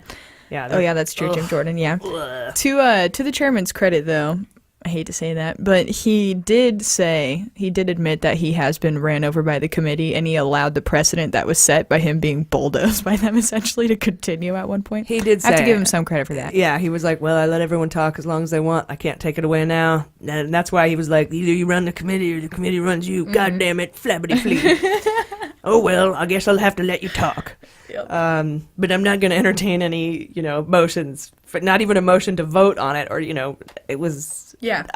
It's like they didn't give a shit about the rules of the Senate. No, and they said that they should have been able to hire people to look over all the documents. Are you what are you talking about? I don't, maybe I just don't know how Washington works, and it's actually conceivable, but it just, to anyone else that's listening that's an actual citizen, that sounds ridiculous. Right, because think about it. Let's say you got 42,000 documents and you hire 420 people each to review 1,000 documents, and then you go, is that right?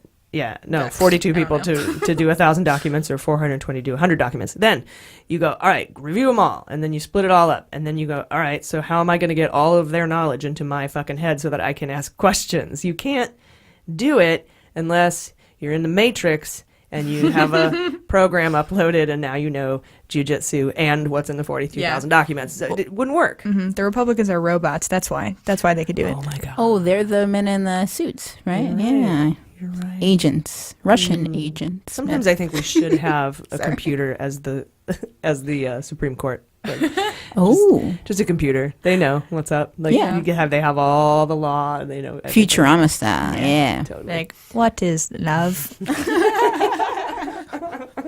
People should be able to love who they want to be in. I think it'd be great. Anyway, nice robots. Wednesday night, we tweeted out that the Democrats, I was like, you should just release the documents. Just release them. If you know what's in them and they're really important, just release them. What are they going to do? They could expel you from the Senate. That would require 67 votes. They're not going to fucking get that. Nah, no one's going to bother. So I tweeted at Booker and Leahy and Feinstein and a couple others. I was like, just do it. Just release them. Then they did the next morning. I don't think it's because I told them to. But well, maybe you and people like you, you know? It'd be nice, but I don't think so. They're like, oh, look, Mueller, she wrote, says we should just release the documents. She's right. We hadn't thought about that before. Thank you for pointing that out, you genius. I read all of our tweets. So a handful of senators released emails that were supposed to be committee confidential, a break in the law. But what's interesting is Burke is the guy who decided what was committee confidential. And Senator Cory Booker brought that up to the committee. Committee confidential is designated usually a designation reserved for a handful of documents that could be sensitive, such as like this guy had a DUI or some criminal history or something. And Burke is a private lawyer. Cory Booker's like, who the fuck is this guy?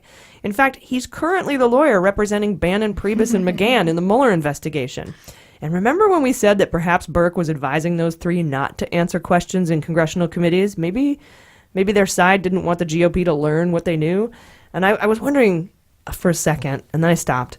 But I was wondering if this withholding of the Kavanaugh documents was for the same reason. Like, if you listen to the Kamala Harris line of questioning, it's clear Kavanaugh had discussions about Mueller with someone at Kasowitz's law firm. So maybe this is part of the obstruction case. I don't know.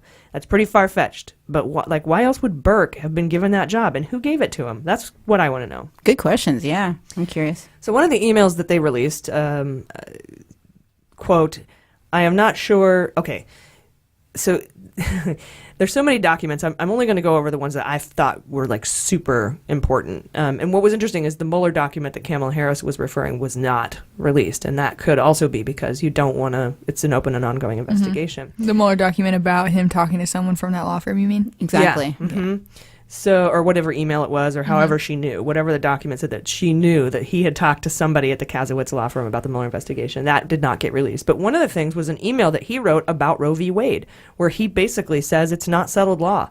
He says, quote, I am not sure that all legal scholars refer to Roe as the settled law of the land at the Supreme Court level, since the court can always overrule its precedent, and 3 current justices on the court would do so. So that could be very important to Murkowski and Collins, who are pro-choice Republicans. You just need a couple people. And that's terrifying. So right now, what you should be doing is calling Murkowski, not McCaskill, Murkowski and Collins, because they are pro-choice Republicans. They're women, and they've heard this now, and Kavanaugh doesn't think Roe is settled. That's frightening. That's Handmaid's Tale frightening. It was also revealed in the documents that Kavanaugh has views way outside the mainstream on whether or not a president is above the law. Like, he's the only judge in the whole land that thinks that the president could shoot somebody on Fifth Avenue, which John Dean testified to. He said, so what Kavanaugh is saying is Trump could shoot somebody in cold blood on Fifth Avenue and not have to face any criminal prosecution or investigation. That's exactly the most ridiculous thing ever. It's been settled several times that the president is not above the law. U.S. v. Nixon, for example, U.S. v. Clinton. I mean, it's come out that Clinton could face civil lawsuit from the lady, and it's settled law. But Kavanaugh's like, it's not settled. I can overturn it. It's like, fuck you. Sorry. We also found out that Kavanaugh lied to the Senate committee a few times back in 2004 and 2006. We found out he lied about not handling the Judge Pickering nomination. He was a very controversial nomination under the Bush White House. And the documents the Dems released showed he did work on a lot of the Pickering nomination. He was kind of central in it. It also came out in 2004 and 2006. He lied to the Senate, particularly Leahy, saying he never saw any of the stolen Democratic Miranda memos. Basically, that was a whole tranche of memos that were stolen from the Democrats and given to the Republicans so that they could basically use it for political reasons. Use it for political reasons. And he said he didn't have any of that. But it turns out there was an email to Brett Kavanaugh with the subject spying all about the Miranda documents, like directly to him. So he lied. And it also came out that he lied about having anything to do with discussions on the legality of warrantless wiretapping and enhanced interrogation techniques when he was a staff secretary at the Bush White House. Another thing that came out was Kavanaugh had referred to birth control as abortion-inducing drugs in one of his rulings, which, first of all, that's not how lady parts work. Second of all, this means it's not just Roe that's in jeopardy, but contraceptives as well. Yes. That's terrifying. It is. Sorry to laugh so hard. That's just so ridiculous. Is Plan B considered? Do you think he's talking about Plan B? No, he's talking about birth control pills. What a fucking idiot. Not even Plan B. Not even RU-486, which was the actual abortion-inducing pill. Like, maybe he's confusing them. I mean, I guarantee he doesn't know what the hell he's talking about, so that wouldn't surprise me. If I had to guess, it sounds crazy to even think, but, like, what if he thinks that it's just, like, the fact that it exists makes people think, like, oh, I should go out and get it because I can. No, he thinks it induces abortions. Like, he doesn't understand how the pill works.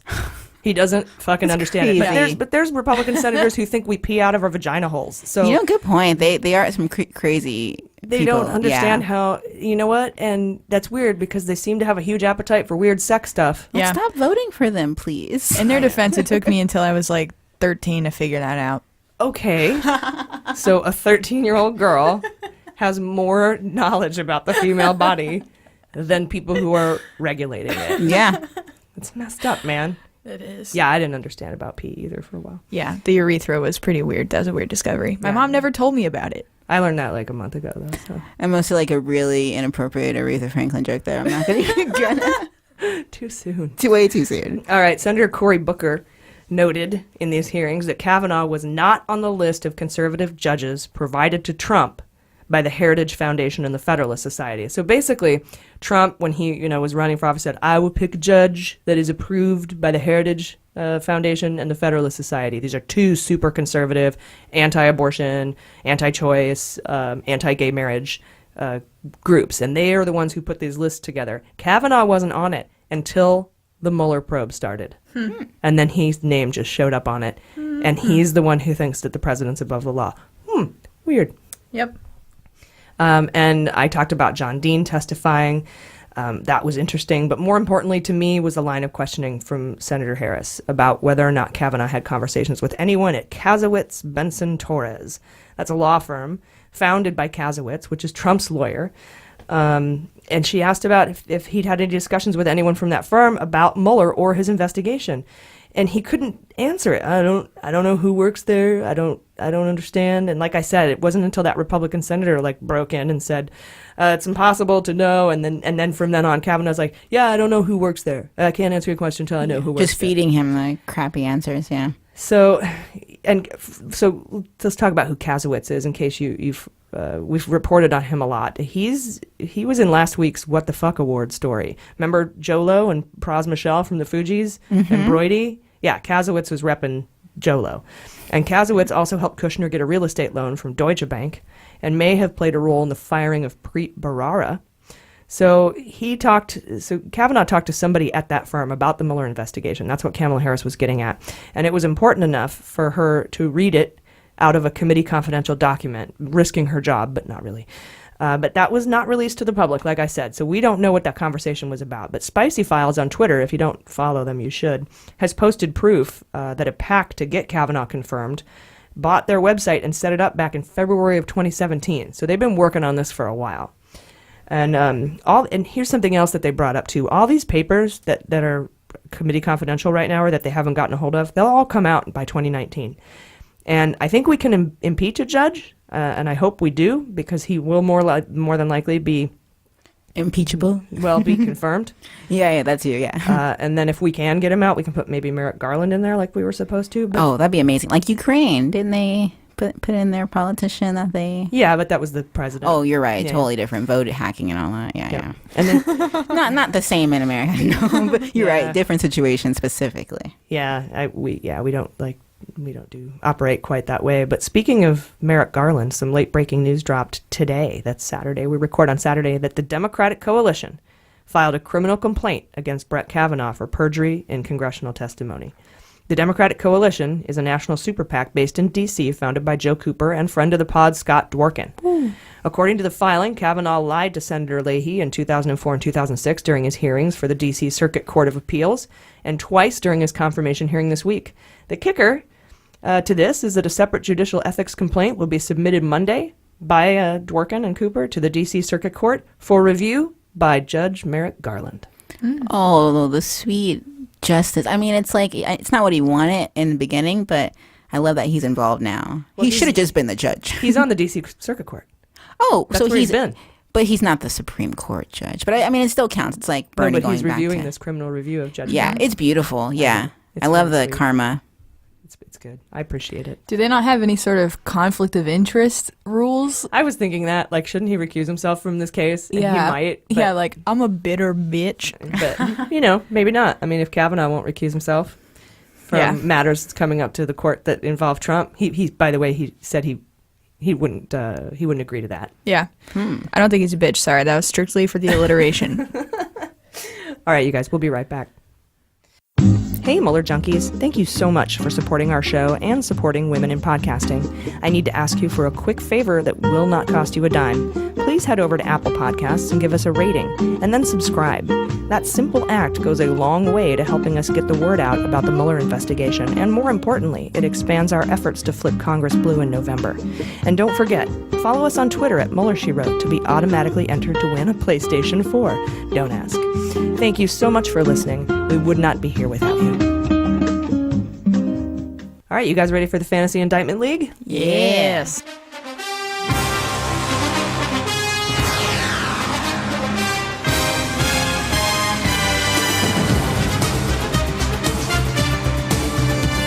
Okay, so we didn't have any indictments this week, so no points awarded. For this week, I think I'm going to put Stone back on my team and keep Donald Trump Jr., Butina for superseding indictments, Kushner, and Arando. How about you guys? I'm going to do Trump org, Cohen, Kushner Jr., and Arando. All right. All right, I'm doing Trump org, Kushner, DTJ, one Rando, and Rohrabacher. All right, Rohrabacher. I like the way you play, Jordan. I'm taking Intrader off, so I just wanted to make sure that that was clear. What'd you replace him with again?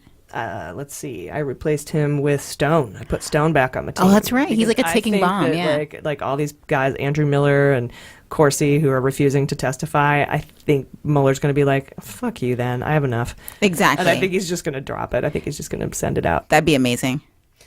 All right. You guys ready for sabotage? Yeah.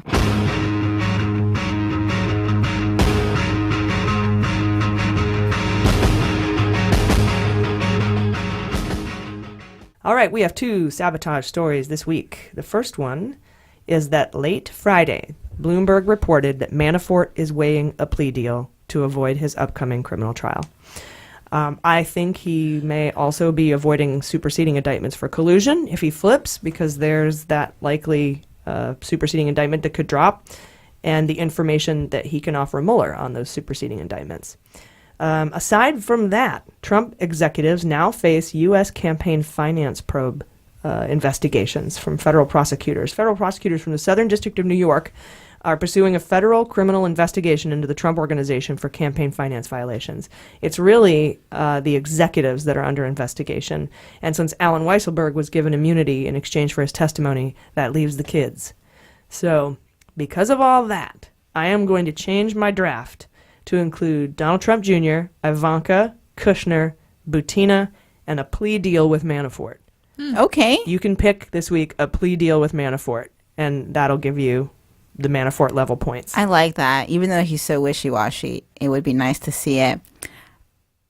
I think I'm going to leave mine as is. I like the fact that you separated Ivanka from Trump Jr., because I think of the Trump org as all of them, like getting them all at once. But you're right. It'll probably be individually. It could be individually, too. Yeah, and I don't think Eric... I think he's too derpy to handle stuff like that. It's the perfect description of his face, too. Do you know what I mean? Like, no. Like, I don't think he's executive 1 or executive 2 at the Trump org. Yeah. Good point. Austin Powers, he's like Seth Green as the son that just really wants to be evil. Yeah. But he's just cute. a big failure. Sad but cute.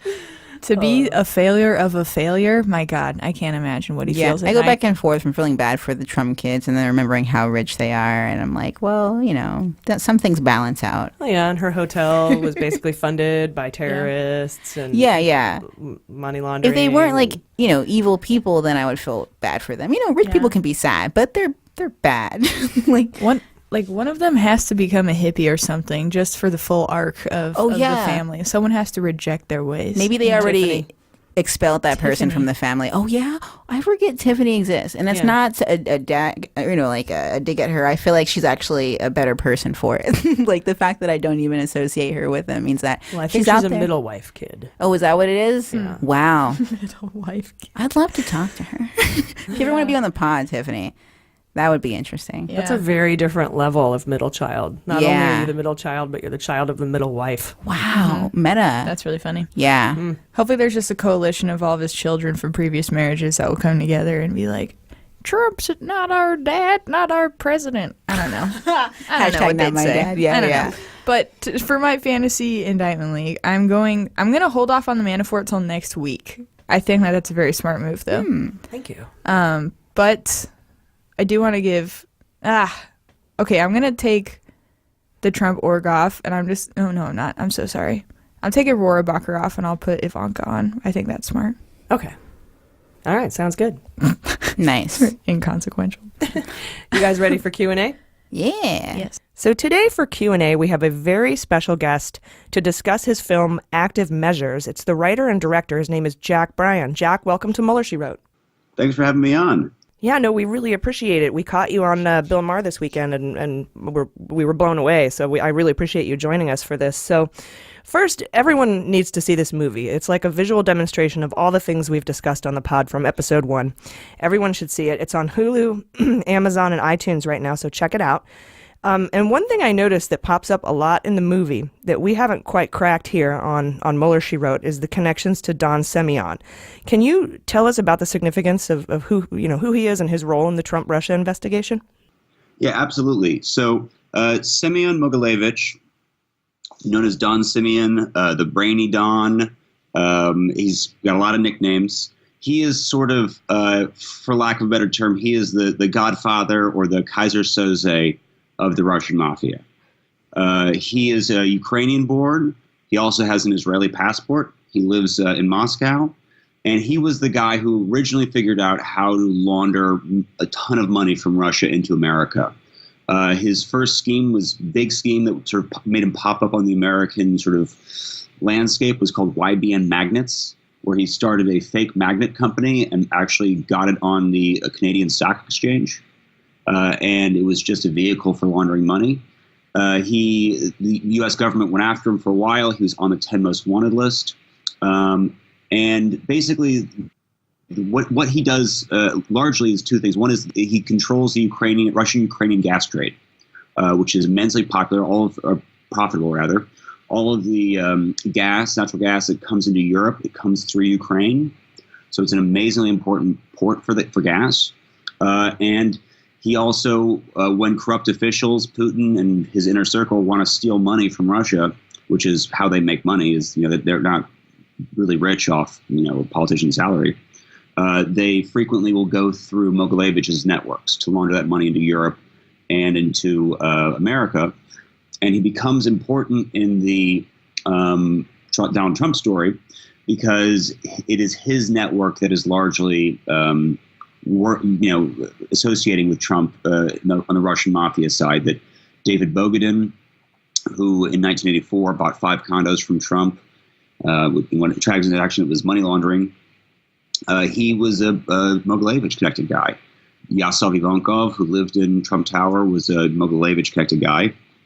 And our research is that it was actually after Trump's bankruptcy starting in 1990 and going to 2004, it was Mogilevich who really made the move on him and decided that this was a guy who was a good get. And Mogilevich, being a money laundering guy, knew that there would no one to ask questions about money going into the Trump organization because he was a big name and famous and people knew that money went in there. And real estate was the best way for them to do this. There's a cutout in the Patriot Act for real estate so that you can't see those transactions. And he has played very prominently on both sides. He's been connected to Putin since 1994, when Putin was deputy mayor of St. Petersburg on the rise, and Mogilevich was a mobster in Russia on the rise. So I would assume that Weisselberg, who's the CFO of the Trump organization and the quote-unquote treasurer of the Trump Foundation, would know all of this since he kind of basically handled all the finances for the Trump org throughout that entire time that you were talking about when the money laundering started becoming prevalent.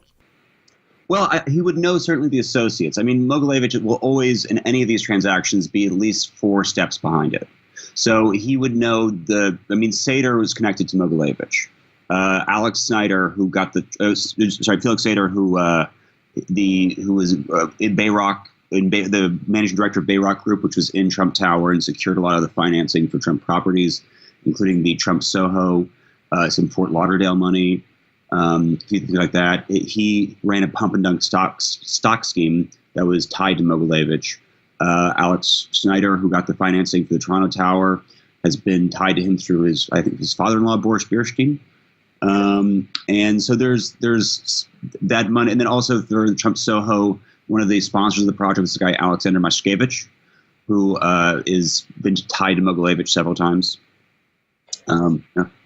So purportedly, Mogilevich would have had his hands in that $95 million Russia or Florida mansion sale by Rybolovlev. Am I saying it right? We call him RoboCop because I can't understand his name. But I think it's Rubelayev. Yeah, there you go. And so I presume Mogilevich had his hands in that, as well as was he tied to the Rosneft sell-off as well? Yeah, I don't know. I think that the Rubelayev, I think that was. I don't know that he interacts with all the oligarchs. I think that if you're looking for Mogilevich, it's in the developments, like the actual property developments. It's going to be in those, as opposed to necessarily one-off transactions. Because I think that was just Trump needed a pay off a Deutsche Bank loan, and Rubelayev was going through divorce and trying to stash money all over the place. And so I don't know if that's necessarily connected to Mogilevich. But Manafort very much is, because when he was working in Ukraine, he was working for Dmitry Firtash, who was Mogilevich's partner in Ukraine.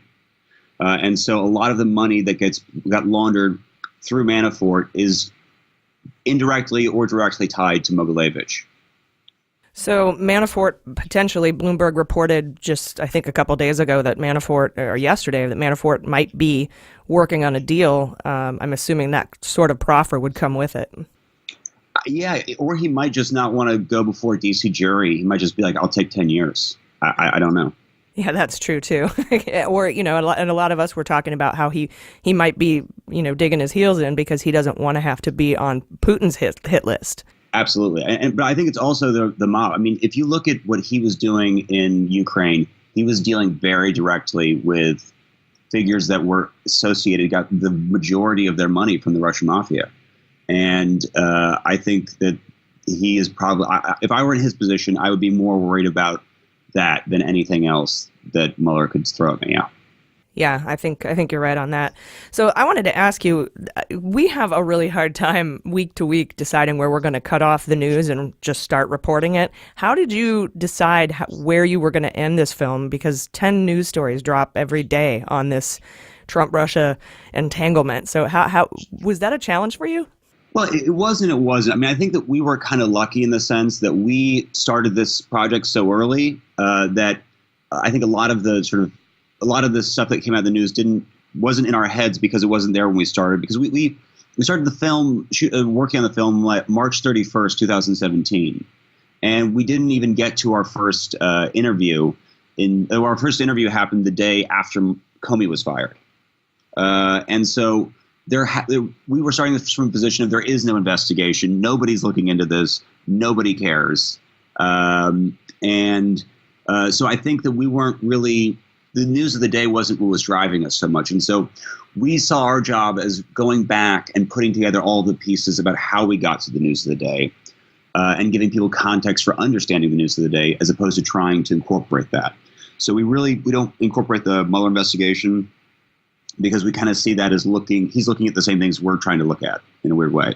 And so by really not worrying about we looked at it sort of like the election and then the things that you need to know about the pay, like how that affected in broad terms, like what is the repercussions of that in just very quick snippets and kind of give a sense of where we are. But yeah, it was a difficult call because, the original cut of the film was much, much longer.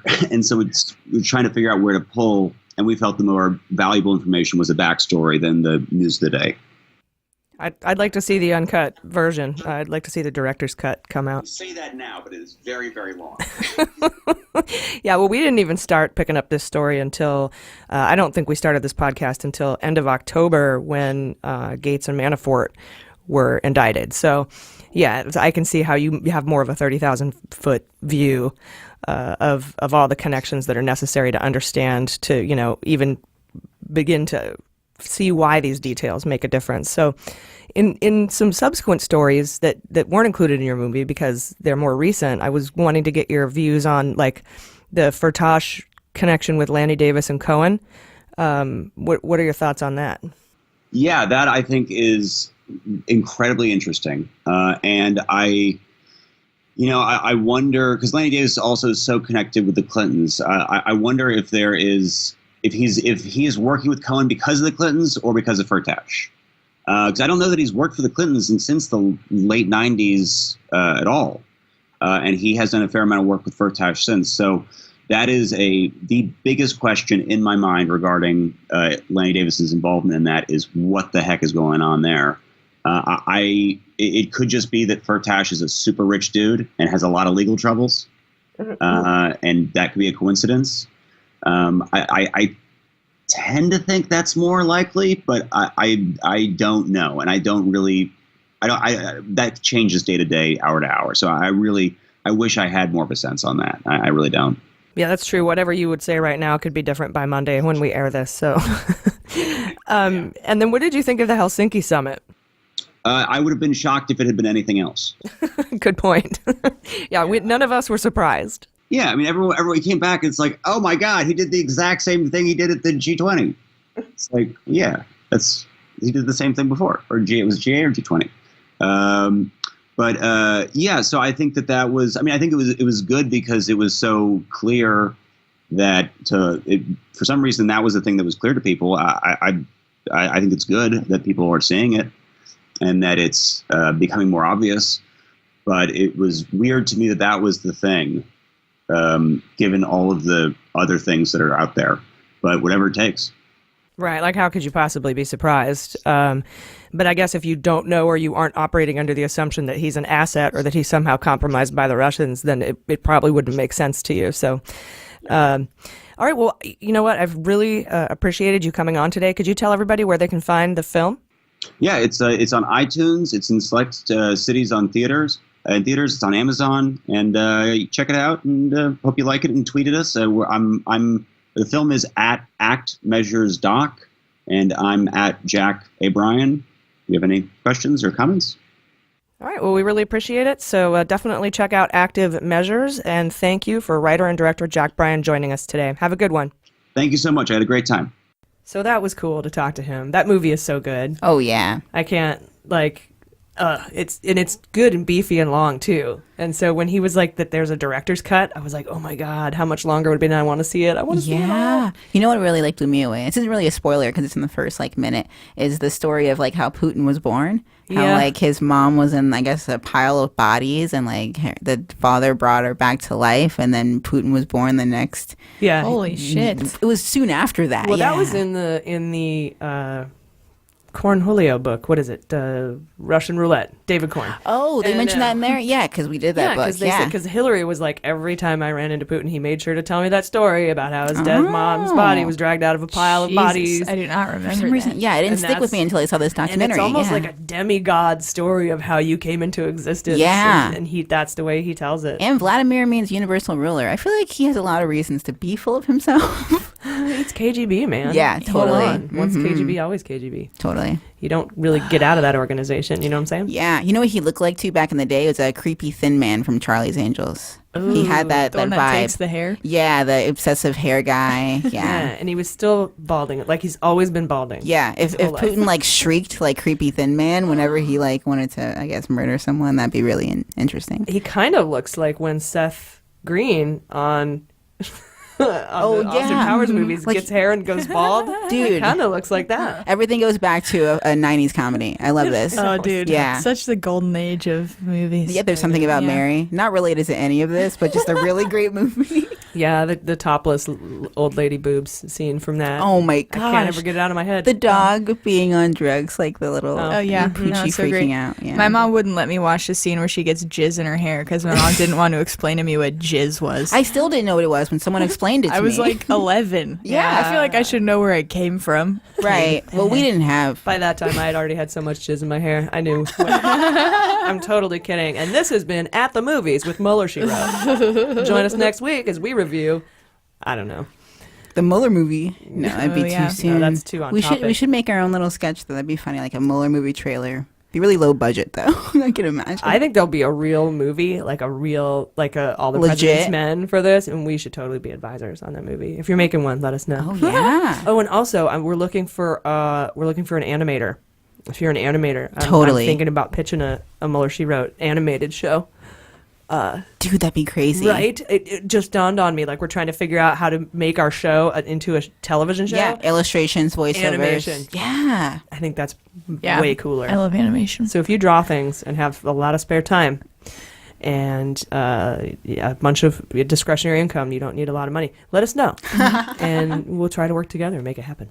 Can I bring up a comment that one of our listeners gave us? Yes, please. Okay, so we've been called out for this before, but our use of language that is not particularly uplifting to uplifting. That's what happens when I fart. Uplifting. It's the that we say bitch and cries like a little girl and stuff like that sometimes. Oh man, so you're right. I just figured we could have a little mini conversation of explaining ourselves, perhaps. I do want to try to work on that because I also had a conversation with somebody about making a rape joke about Papadopoulos going to the prison. I used an Office Space quote, and she's like, "You guys are above that," and I'm like, "Are we? We're comedians. I'm not really above it." And as a survivor, I have a lot of rape jokes in my act, and they've kind of helped me cope, right? But that again doesn't mean that we aren't better now, and we can reflect on it now that we're looking back. Yeah. And we can kind of self-audit that stuff. Yeah. So I'm going to be real careful. I'm going to go ahead and make the pledge to be really careful not to make those kind of jokes because we're not so much a comedy pod as we are a politics pod, and I don't want to trigger anybody. Absolutely. And sorry about that earlier Elliot Broidy story without giving a trigger warning. That was messed up. Yeah. But I will. I'll make a concerted effort to not say things like cries like a little bitch or cries like a girl or blah blah blah. Right. But I think the main reason we do it as comedians is we know that what would upset Trump the most or people like that the most is to be called a girl or that they're doing something like a girl because they are so misogynistic that it would drive them nuts. But again, that doesn't mean that it's right. It also helps make that normal, and I don't want to be part of that either. Yeah. I'd rather dial it back too, and then we can tell like people usually don't complain, so it won't be like everything that could be offensive. It's just certain things that people reach out for. I think that's fair. Yeah, because we're gonna say things that I guess make us hypocrites, but people are usually okay with that. Yeah, but let us know about it, and if it bothers you enough. Yeah, because I think we can be funny without it. Totally. I think so too. I do think that like what you said is true. The lines of comedy sort of start blurring things a little bit because artists tend to speak and act in hyperbolic ways. So when we say cries like a little girl, obviously, we're not suggesting that all little girls are crying and are thus lesser creatures because of it. It's like the image of a little girl crying. But then also to say because that they're trying to be so masculine and like it's the stuff that they hate on. So like you said, calling them on again. I'm not defending it. If we said cry like a little boy, they wouldn't think much of it. But because society has made a girl reference so negative, by saying it, I guess that would mean that we're like fueling it. Yeah, but we didn't start it. Yeah, we're not casting. But then the where first. do you draw the line? Because I make fun of Trump's tiny penis all the time. Am I going to have a tiny penis society coming after me? Yes. Saying, yes, you will. Now we will. You can't demean people for their tiny penises. Yes. Yeah. And I'm like, you know what? I think I'm gonna still. Yeah. Well, I mean, I would say little boy crying. That doesn't make a difference to me, really, the gender thing. Although I think to society it does, and that's kind of where we get in a little bit of a... Which is why I'm willing to make changes if I feel like our listeners are coming from a really good, understandable place. But I guess sometimes they'll be on the ride for some references that, are also a little edgy. But yeah, I guess it's good that we're listening. It is an interactive podcast. Oh, yeah. Yeah. I do listen. I took down the tweet that had the rape joke in it, and I replaced it with some other kind of joke that wasn't about girls or rape. Right. But I think I just referenced him as a coffee boy or something like that. Yeah, which could be offensive to coffee boys, right? You're going to offend exactly. It's just some point. But that's the point, is that people will let us know when we go really far in their opinions. So don't be afraid to let us know. Tweet at us at Mueller She Wrote, at Jordan's Confused, at Tweet Jaleesa. Let us know what you think, and we do make changes. We're going to have that $3 level because we were just going to start at $5. I took down that tweet. I'm responsive to this stuff, and then this listener that you were talking about, Jordan, worried about the fact that we use the cry like a little girl or whatever. I want to bring that to my attention because I will just talk the way I speak until somebody lets me know. Absolutely. Otherwise. Yeah, because we choose our battles. There's no reason to be like, I'm going to defend the phrase crying like a little girl. It's like, no, we can all be on the same page about that's unnecessary. Yeah. I started a draft response back to that person, and I was like, I'm not going to sit here and try to defend those things because they're obviously so simple. They're not even worth defending in the first place. Right. And they were a good, like a listener of the podcast. They were like a nice, person, it seemed, right? They were being absolutely. Really chill. Everybody's always really nice. And when we get called out on stuff, it's like, I'm not ever going to try to say I'm not problematic. I'm a comic. I'm 100% problematic a lot of the times when I'll be the say title stuff of your on special. Stage. But it's funny because I'm actually like very liberal person and everything. So it's like, I'm not going to argue You're it. human. Yeah. Yeah, I dig right. it. Again, pick your battles. And also, I think they're right. So, Yeah. anyway. Although bitch, gender neutral, I've always used it as a gender neutral thing. I understand its roots in not being gender neutral though. But I feel like society is changing for it to be more of a I don't know. I might just just want to reclaim the word and own it like Yeah. slut. I'm pro bitch. Yeah. Until Like, it's using decided, it. I can try to use it less though. Yeah, I guess we're in a transitional period. Or not. Yeah, I feel like bitch has kind of lost its gender I feel like that too. Exclusivity. right. Yeah, You yeah. know, like it's a them they now Exactly. and not a he or Yeah. a she. Mm-hmm. Like I'd never say whore, you know, Right. because obviously that's tied 100% to women. Just like, Absolutely. yeah, cunt is very female. Yeah, although Related if for you're in some Britain, reason. that's like very gender Yeah, neutral, isn't that's it? actually a normal. Oh, really? Oh yeah, it's like dude. Like, Oh. Cunt is like dude. he's a Well, smart I'm glad cunt. to hear that we They even say it made like that far. what in a good way sometimes. Yeah. It's an interesting word. It's Yeah. very different over here. Yeah, than it yeah. is But over here. feckless kind of, woof. No, we can't go there. Those two words together, man. Oh, Yeah. dang. Yeah. Yeah, poor Samantha B. I wish she wouldn't have apologized for that, but I understand that she had to. Yeah, but we love women, and thanks for your comment, and totally, agree with you and your goal in sending that comment to us. Yep. Definitely. We'll work on it and call us out when we miss up. Miss up? Like, Miss just right up. then, Aw. I used miss instead of mess. And that is very offensive to me. Anyway, thank you guys so much. I've been AG. I've been Jaleesa Johnson. I've been Jordan Coburn. And this is Mueller, She Wrote. Mueller, She Wrote is produced and engineered by AG, with editing and logo design by Jaleesa Johnson. Our sound engineering is courtesy of Resonant Recordings. Our digital media director and subscriber managers are Jordan Coburn, Sarah Lee Steiner, and Sarah Hirschberger Valencia. Fact-checking and research by AG, with support from Jaleesa Johnson and Jordan Coburn. Our web design and branding are by Joelle Reeder with Moxie Design Studios, and our website is MuellerSheWrote.com.